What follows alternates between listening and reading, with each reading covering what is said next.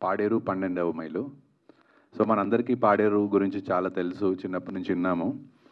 నాకు అలాగే మీకెలా తెలుసో నాకు కూడా పాడేరు గురించి అలాగే తెలుసు. సో, షూటింగ్ గురించి నన్ను పిలిచారు, కథ చెప్పారు. షూటింగ్ గురించి బయలుదేరాను. వైజాగ్‌లో దిగాను. అక్కడి నుంచి బై రోడ్ పాడేరు వెళ్ళడం జరిగింది.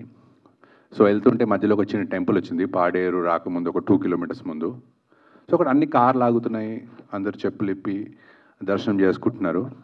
సో, నేను అందరిని చూసి నేను కూడా అలాగే దర్శనం చేసుకున్నాను. దర్శనం చేసుకున్న తర్వాత ఊర్లోకి వెళ్ళాను. ఊర్లోకి వెళ్ళిన తర్వాత టెంపుల్‌లో ముహూర్తం చేశారు.